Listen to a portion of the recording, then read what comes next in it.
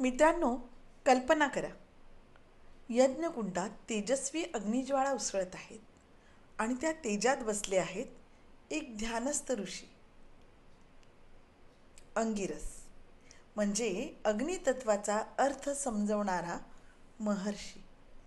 ते सप्तर्षीपैकी एक आणि ऋग्वेदातील प्रमुख ऋषी.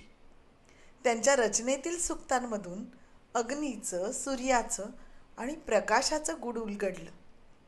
ऋग्वेदाच्या 6व्या मंडलातील अनेक ऋचा अंगिरसांनी रचल्या. त्यांनी अग्नीला देव आणि मानव यांच्यातील सेतू म्हटलं आहे, म्हणजेच ऊर्जाचं, संवादाचं आणि सृष्टीची मूळ शक्ती आहे. त्यांचं तत्त्वज्ञान सांगतं की अग्नी म्हणजे फक्त ज्वाळा नाही, तर ती एक जिवंत चेतना आहे जी संपूर्ण विश्वात प्रवाहित आहे. काही वेदज्ञांच्या मते अंगिरस हे प्राचीन काळातील सूर्यनिरीक्षक आणि कालगणनेचे प्रारंभिक अभ्यासक होते. त्यांनी दिवस रात्र, ऋतू परिवर्तन आणि नक्षत्रांची गती यांचं निरीक्षण करून जीवनाच्या तालाशी जोडलेलं ज्ञान दिलं. त्यांचं विचारविश्व म्हणजे अध्यात्मातून विज्ञानाकडे नेणारा पूल.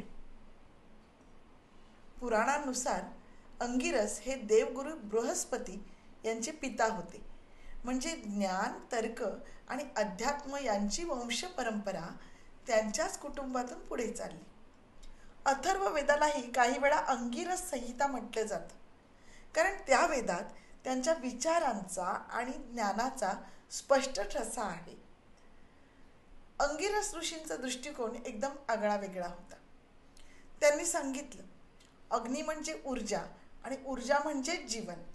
त्यांच्या दृष्टीने विश्व हे केवळ भौतिक नव्हतं, ते एक जागृत चेतना होतं, जिथे प्रत्येक अणू, प्रत्येक स्पंदन अग्नितत्वाने जिवंत होतो.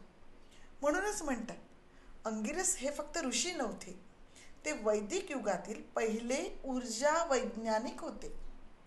त्यांनी मानवाला शिकवलं की विश्व समजून घ्यायचं असेल तर आधी त्याच्या ऊर्जेला आणि प्रकाशाला जाणून घ्या. शेवटी त्यांचाच एक विचार, जो अग्नीचं स्वरूप जाणतो तो विश्वातील चेतनेचा मार्ग ओळखतो.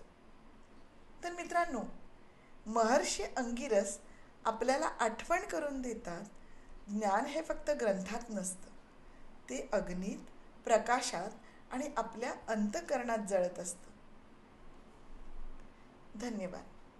वैदिक ऋषींचा वैज्ञानिक वारसा बघत राहा.